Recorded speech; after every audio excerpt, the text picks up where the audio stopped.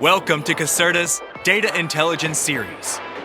In this series, we talk about what it takes to go from a good data and analytics leader to a great one. We'll share with you the tools and methodologies you need to build better, faster, and more robust, as well as strategies and frameworks to generate more revenue and grow your business. Featuring some very special guests and experts to inspire you and give you advice and direction on your data journey. And now, introducing your host, Caserta Data and Analytics Evangelist and VP Marketing, Remy Rosenbaum. Hey everyone, I am coming to you live from sunny Los Angeles, California. My name is Remy Rosenbaum and I am the VP Data Analytics for Caserta. And today is our fourth episode in the six-part series on how to operationalize data governance. Today, we're going to tackle how to automate IT and data governance. And to do so, we have two excellent presenters who are going to share with you tips, tricks, and how to get over these challenges, and also share with you feedback and insights on how Caserta has been helping our clients succeed. So first up, we have Brent Walter in sunny North Carolina. Brent is a solution architect with Caserta, and he's worked with clients across a broad range of regulated industries from financial services to healthcare and research. He has a particular interest in leveraging big data and technology to address compliance and risk management challenges.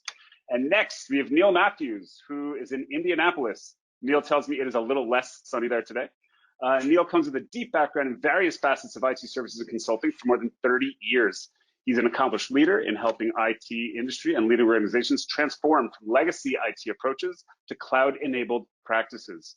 Neil brings broad experience in data and analytics, as well as general transformation, delivering customer solutions and thought leadership through strategic engagements, articles, and speaking.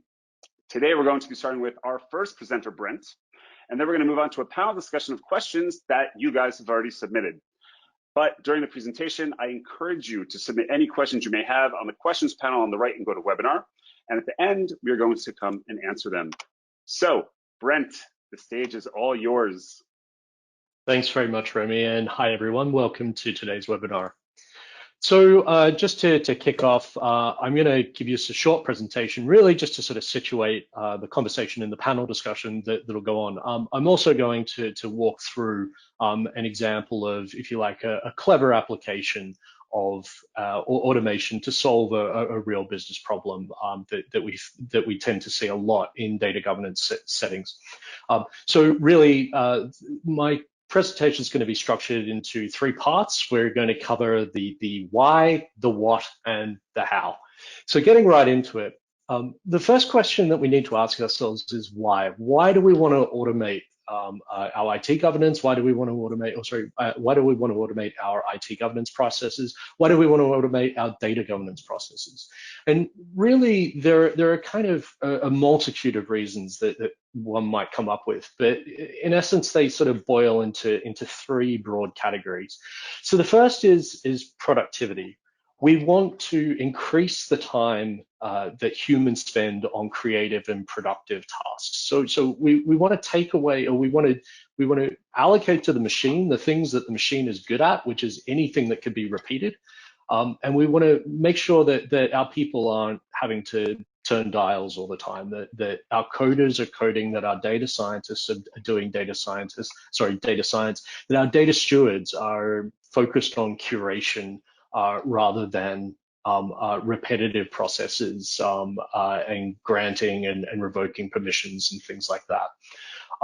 Secondly, accuracy. So we want to decrease the errors that arise from human execution. We all know that in any system that humans are involved in, error comes into play. If we take the human out of the system, the rate of errors drops dramatically. And this is really important for quality of the delivery of our services, but also sort of the quality, the execution of those services. And then finally, there's consistency. So we want to ensure that our policies and processes are applied without fear or favor, without taking shortcuts, and in ways that we can evidence and repeat. And if we design our automations well, then we get audit trail, we get a testable code that we can use to demonstrate the consistency of application. But we also put ourselves in a situation where because we're executing consistently, if our system or our environment encounters conditions that it hasn't encountered before, it's going to behave in very predictable ways. And that will allow us to get in and apply systemic fixes much easier. Now, there is a fourth driver that's worth mentioning, but it's actually more of an outcome of automation. But it has some special significance. And so that's why I'll talk about it for just a few minutes.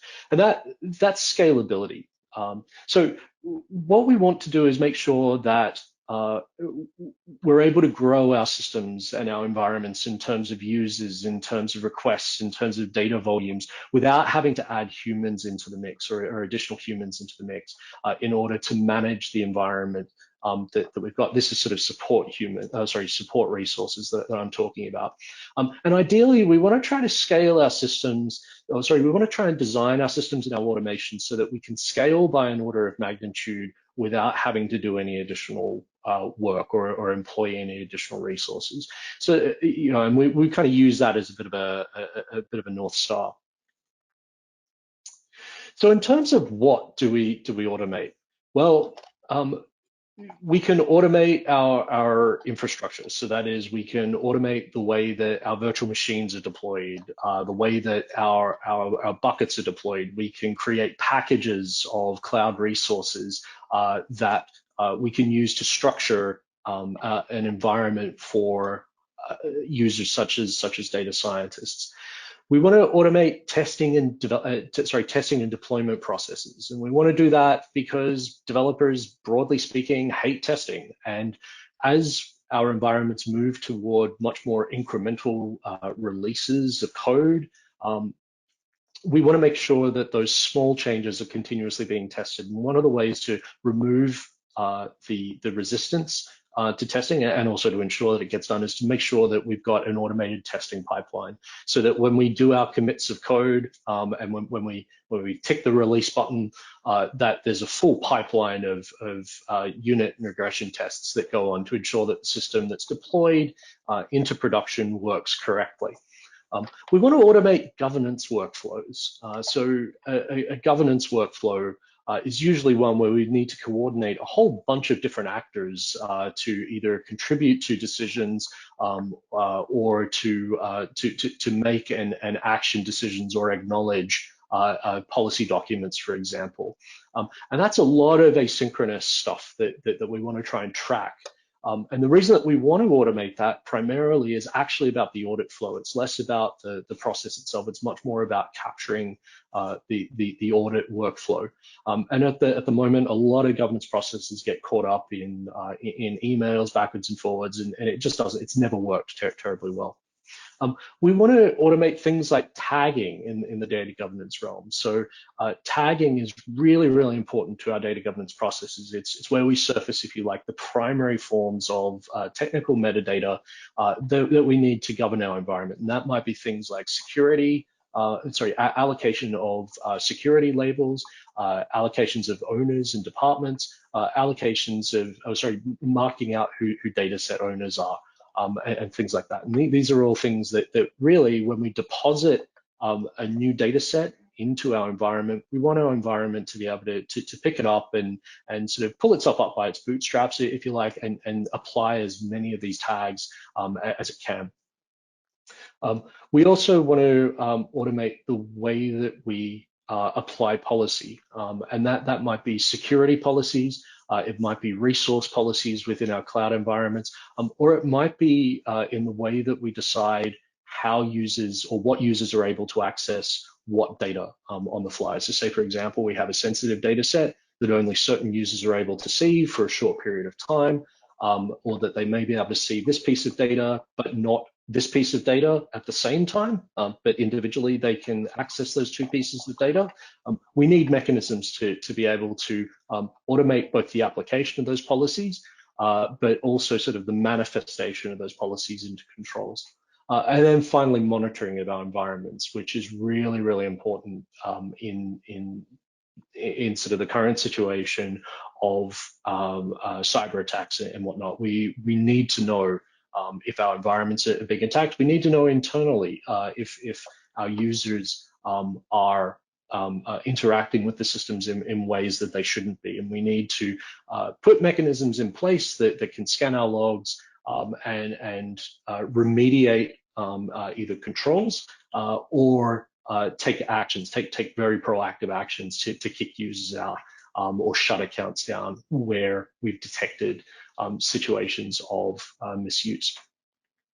So in short, what do we want to automate? Well, everything. And while that's a lofty goal and probably more of a joke than anything else, it is a sensible North Star to try to automate everything, particularly in the cloud. The cloud gives us gives us an environment that we really haven't had on-premise before, and that is that we've got really nicely defined APIs that enable us to apply automation in a really consistent way, in ways that we really weren't able to do on-premise before. We're also able to bake a lot of automation into the applications and the environments that we deploy in the cloud in ways that are much, much easier than they were on-premise. So how do we go about setting ourselves up to be able to do automation, particularly when we've got a North Star? So the path to an organization's, let me back up a little bit. So there's no cookie cutter approach for introducing automation into your organization. And it's often helpful to sort of understand the evolutionary steps that any team or any application or any system or set of systems is going to go through on the path to sort of full automation. So we start with no automation. So these, for example, this might be where we've got users that are going in, IT or end users that are going in and configuring, say, services or deployments manually or through wizard-like interfaces. We have, then the next rung up, we've got externally maintained system-specific automations. And this is really, that automation script that's sitting in somebody's home directory. It works well, but it's not widely known, and it's not a particularly well-governed resource. Then we've got external generic automation, and this is really where we start getting some maturity into the way that we think about automation. This is where our script or whatnot has been brought under source control.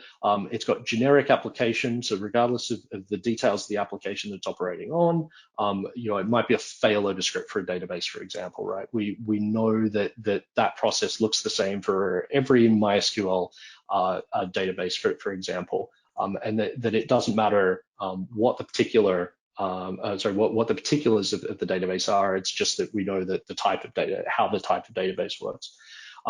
Then we have internally maintained automation. And internally maintained automation, pardon me, is where our entire deployment describes the automation that we've got. And this is where we get into DevOps and SRE type territory.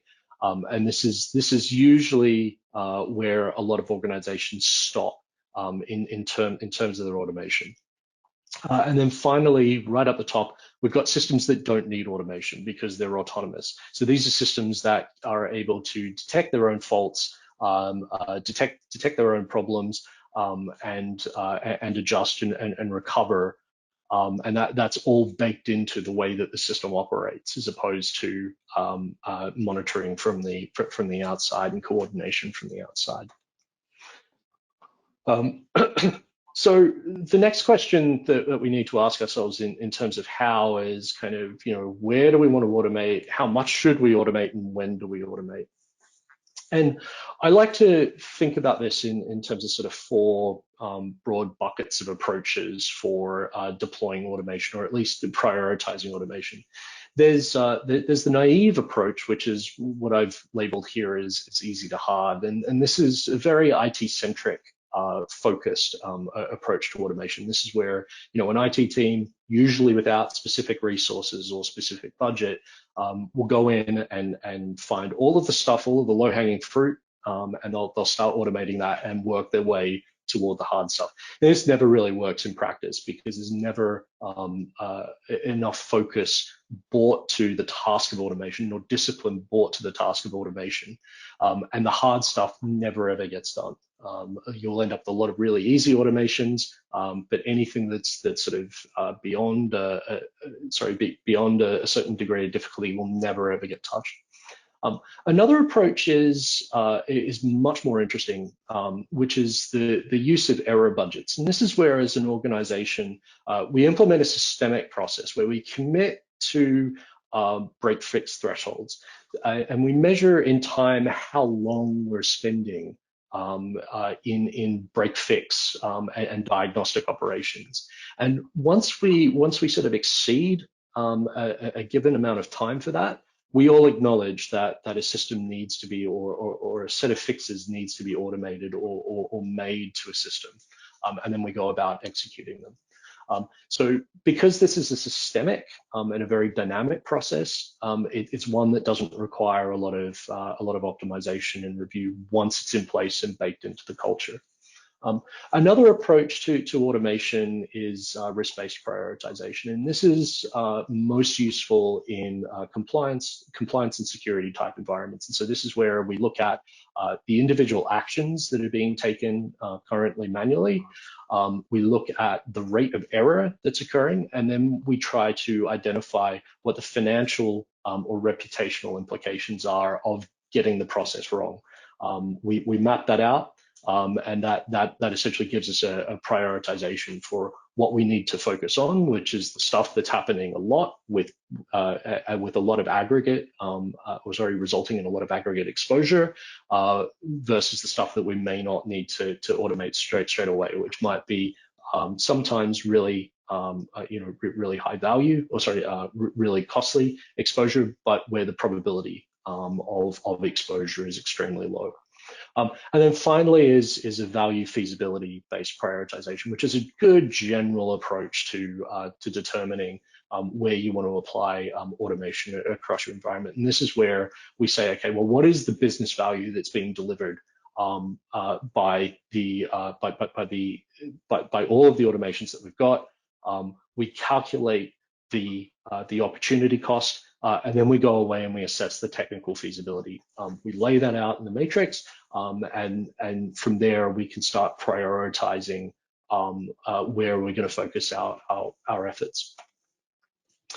So now I'm going to move on to a very basic but I think reasonably useful piece of automation that is useful in a data governance environment. And the example that I'm going to show is about improving business metadata capture as part of a data science workflow.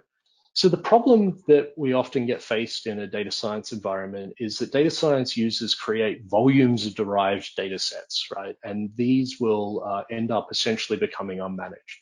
What we find is that the documentation inside of code is generally pretty good, and it's generally pretty good because data scientists now have moved a lot of their workflows into notebook environments where the expectation can be set that you have some rich descriptive text about what you're working on, what its purpose is, and what the results of that work were, and that you can mix that with the code as well as graphical outputs of the results of the execution of the code.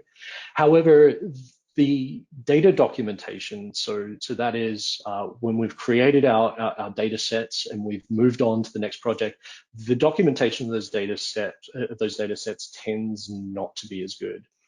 And any organization that's tried to implement a data set registry or a data catalog, where they've tried to bring their data science functions into the ambit of their data governance programs will recognize this kind of problem.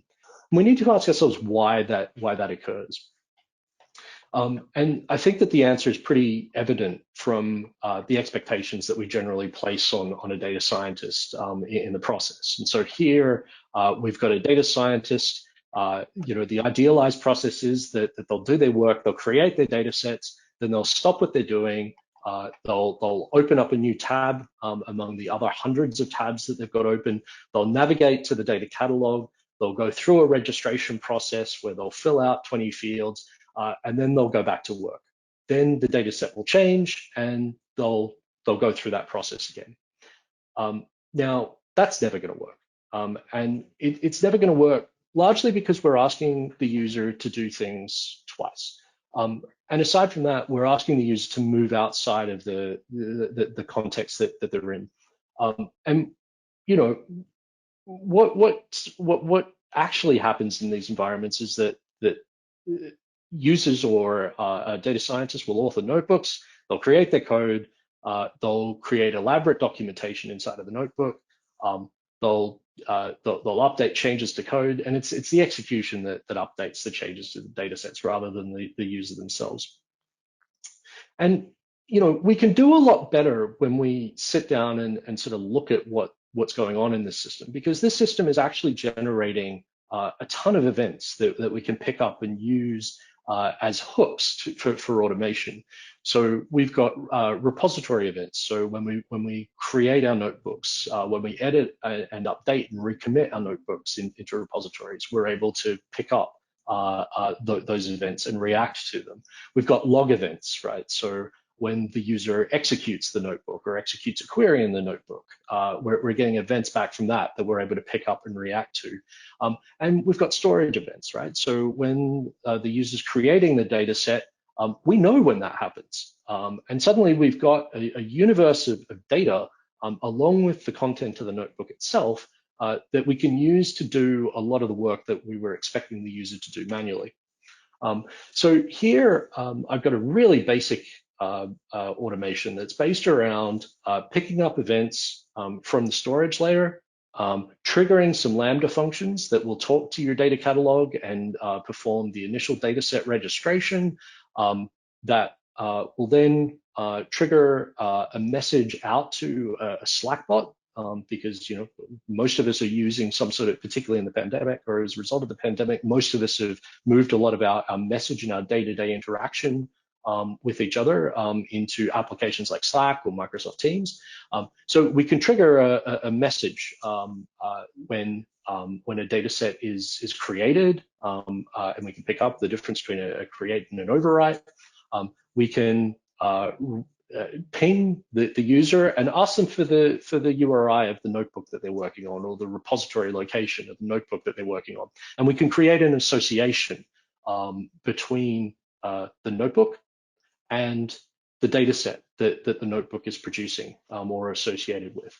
And then once we've got that, we can then trigger a process of, for example, analyzing the content of the notebook to extract either individual text features or to do a comparison of that document against a corpus of other documents, and generate summary statements, for example, for data set descriptions and whatnot, and start populating the metadata that the user has already captured as part of their work in the data catalog, and then we're able to update that.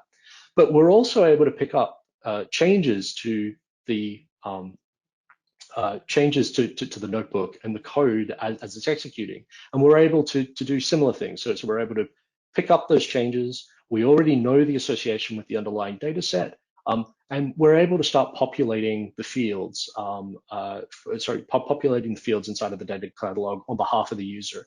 And then what this means is that rather than the user having to log in and fill out individual fields and whatnot, we can just ask the user to confirm if the data is correct. And we can either do that in a chat-like situation, or we can just send them a URI to go into the data catalog and open it up and check off that all of the data that's been entered is correct. So that's a very quick tour and an introduction to our discussion for the rest of the afternoon on automation. Remy, back to you. All right, thank you, Brent. That was excellent. And now we're going to move on to the second part of the presentation, panel questions. And again, I encourage you to ask any questions you may have in the questions panel on your right. And if we have time, we will get to it. So let's kick it off. Our first question that we received is, what is a good first project for cloud platform automation? I'll take that one. Um, Organizations have begun the process of automation for years in small areas. But one of the things that we find to be critically important as enterprises first move to local automation in the sense of VMs, virtualization, and then also as relevant to the cloud is the pipeline associated with virtual machine images. So as we know, on-prem with VMware, Hyper-V, it's also a very similar experience in the cloud with the various VMs from all the major providers. But the key there is every time you stand up a server, every time you stand up a computing environment, you're looking for, efficiency, you're looking for consistency above all, and you're looking for the prevention of drift in your server environments. So that's an absolute natural for automation. So what you might find as a priority in an organization, even in their early steps of moving to cloud, is to set up a pipeline associated with that OS development. So you would have things like the OS itself, you would have maybe a particular software stack, you would have configuration, and you may well have some hardening that would be associated, security hardening, that you would want to ensure was a part of every single machine that came out the end of the process. Now, there's a lot of other places you would go from there as well too, network infrastructure itself in the cloud, and then much more sophisticated application stacks for something as simple as LAMP stacks or going on to things way beyond that. But in the initial stages, low-hanging fruit, an image build platform, CI/CD platform for your image build is probably a great example of a starting place. All right, sounds good. On to our next question. What are some of the common cloud platform automation tools, and should I use the toolkit provided by the cloud vendor? Okay, I'll go at that one too. You can take a little rest, Brent. You were busy there. I like the gusto. You were there for a little while. So, when we talk about the big cloud players, that's a broad field, and you define it different ways. But I think most people would think of the big three as AWS, Azure, and GCP, Google Cloud Platform. So it's no surprise that for any cloud platform, for all the reasons that Brent was referring to earlier in his discussions, a foundational component is going to be those elements that enable automation of their infrastructure. Typically, although not exclusively, an API call tool that interacts directly with the underlying resources in the cloud platform to be able to automate the deployment and or maintenance of those resources. So each of those three big providers that we talked about has their own, probably the most well-known because they were first around, is the CloudFormation template from AWS. The ARM template, slightly different in some ways, but also a primary component for automation in the Azure world. And then the deployment manager in GCP, using the typically very descriptive names that Google would use for their products. So each of those have a lot of similarities. They're typically stateless. They are it's kind of in a real-time interpreted script that just goes and applies changes that are created in the automation. So that's a great at least first starting place in any cloud that you're in, is to use those native tools. They are going to be obviously first in line for any updates and control interfaces for the various features as they come out. But other people have had some success, and there's a lot of people who feel strongly in some other automation tools that maybe sit a layer above and might be considered somewhat cross-platform. Terraform comes to mind as an example there. It shares at the high level a lot of similarities with what you would be doing with the native tools. But it's a little bit different in that it's actually more stateful. It maintains a state file, which is sort of its understanding of the deployed environment that's out there. As a result, it can do sort of cleanup and destruction of resources. It can note various dependencies when things are out of order, etc. On the downside of that, because it's a third party, it doesn't have immediate access and support for the newest features when they come out on the different cloud platforms. And obviously, this is a large topic. Yeah, go ahead. I'm sorry. Yeah, so Neil, if I can just pick up on that for a moment. So one thing that I hear from our clients all the time, or a question that comes up all of the time, is, because Terraform is quote unquote platform neutral, is that where I should start? What if you had a client coming to you that was blue skies, brand new to cloud? What would you recommend that they start with Terraform out of the box, or is it kind of safe to like start with Deployment Manager on GCP, for example? Right. Well, because I'm a consultant, my answer, of course, is going to be it depends. So a couple of things that you would want to think about in that choice. Number one, are you going to be working in a hybrid environment quite a bit? And how well is your on-prem automation effort going? So you have, with something like Terraform, you have some ability to build up some expertise that can be used on both sides, because Terraform can also run on premises automation as well as in the cloud. On the other hand, the idea of Terraform being cross-platform is sort of accurate. Essentially, Terraform runs in its own native code, and then it has a provider plugin for each of the various underlying systems that it works with. It works quite similarly in concept, but not exactly the same in execution from one cloud to the other. For that reason, yeah, go ahead. Yeah, so Neil, just really quick question on that. So, because this is probably in the minds of our users. So if I were to define a deployment in Terraform and execute that deployment on GCP, am I going to be able to take that deployment and change platform to AWS with no changes, or is there more to it than that? No, there's definitely more to it than that, and that's where that sort of cross-platform idea goes. Yeah, because the resources you're addressing in the environments differ, right? So the kind of parameters that you need to pass, the way that you access resources, the naming conventions, etc. While there's some abstraction supplied by Terraform to address these questions, it's definitely not a write once, run anywhere kind of a code thing, if anybody's ever heard that one before. So yes, but it's a nuanced decision, and there's nothing wrong, especially, one of the pieces of advice we often give to organizations when they're beginning their journey to the cloud is, don't try to do everything at once.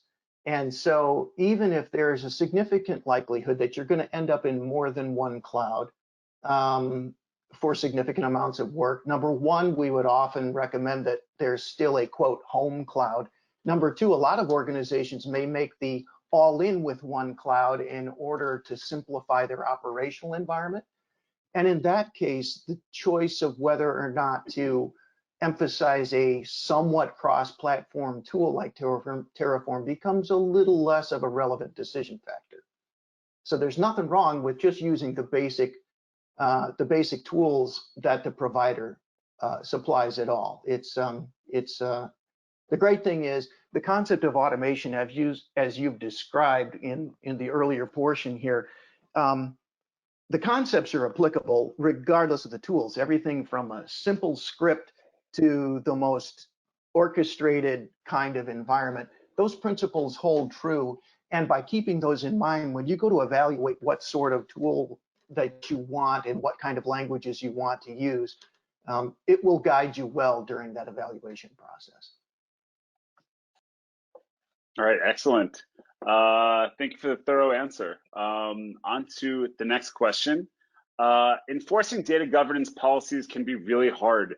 There's a lot of work involved in turning policy documentation into business rules that can be implemented in a BPM system. Are there any tools out there that can help with this? Yeah, so this is kind of a really interesting area for me for some work that I did much earlier in my career, and where I think it's probably becoming more and more relevant.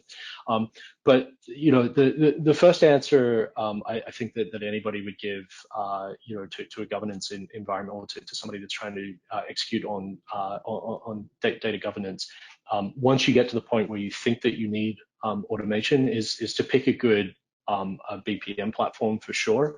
And it is really important to look at the way that rules are expressed in that BPM platform, because some BPMs are enormously complicated, and the distance between your policy document and the manifestation of the rules, or the implementation of the rules, can become an area for additional additional error that's unintended. It also doesn't necessarily help lining up to your audit objectives around implementing one of these systems. So the top two tools that I'd talk about in terms of enforcing policy, particularly in data governance, would be firstly Collibra, obviously.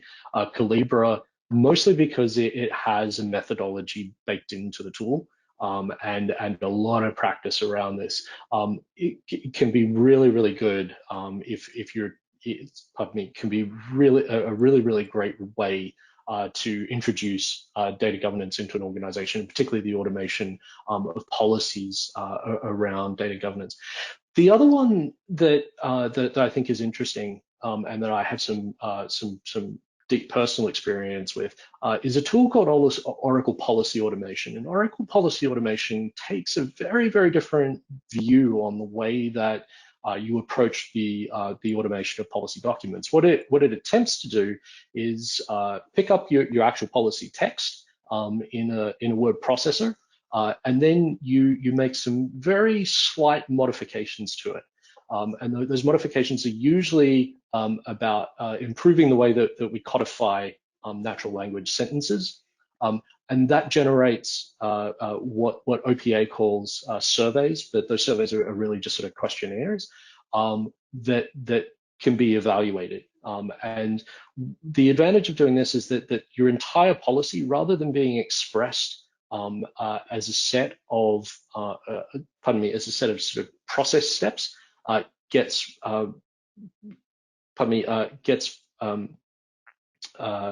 surfaced as an inference, as a set of inference rules that are evaluated. So you can check your entire policy and show show for any particular action which parts of your policies it's interacted with, and why the outcome of the evaluation of your policy works in a particular way. So it's a really interesting solution, and it's a solution that has a heritage of a good sort of 15-20 years behind it. Yep. They're also solid partners of ours, both of them. And now it's time for the last question we have time for today. And if you have any further questions, please don't hesitate to contact us. The last question is, are there any differences between the cloud providers in terms of their automation capabilities? Well, there a loaded are. question.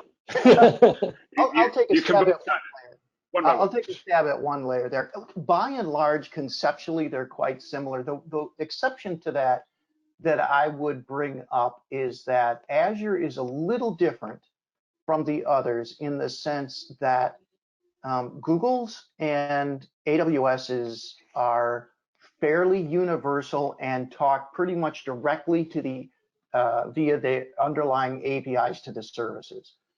In Azure's world, that's true of ARM templates, but also there is a quite robust capability for PowerShell-based automation in Azure, and this is, you know, kind of consistent with the Microsoft way of things. There's a ton of people have developed a ton of scripts and staff capabilities, knowledge base around using PowerShell for server automation, et cetera, over long periods of time. And so that's maybe the one asterisk that would jump out to me a little bit, is that sometimes it's not immediately clear which is the best tool to use in the Azure environment, but you'll find many times that there is one interface or the other is either A, the only way to do something, or B, a far superior way to do something than using the other method. On the business process side of things, I think what I call out is that unlike Azure and AWS, GCP doesn't have a codeless solution for simple automations. Both AWS and Azure have reasonably robust tools for automating simple steps without code, which can be useful in some contexts, particularly where you're dealing with maybe a user base or certain kinds of broad automations that the diagram of how they're working is more important than the implementation of the flexibility of the logic that implements them. As Caserta, we tend to probably err toward the code side of things more, but I think it's worth sort of pointing out that there are some GUI-based automation tools available in at least 2 of the platforms. GCP does have a similar service, but it's a declarative and very text-based mechanism for automating simple calls out to HTTP services, and they call that workflows. All right, well, that's all the time we have for today. Tune in next time. We're going to have our founding CEO, Joe Caserta, wrap up our series on how to operationalize data governance, and he's going to talk all about how to establish a data organization. So tune in, and we will catch you there, and send me any questions you would like to field for Joe, and I'll have him answer them. Thank you, presenters. You guys were great. I'll see you next time. Thank you, Remy. Thanks all. Thanks, Remy. Bye.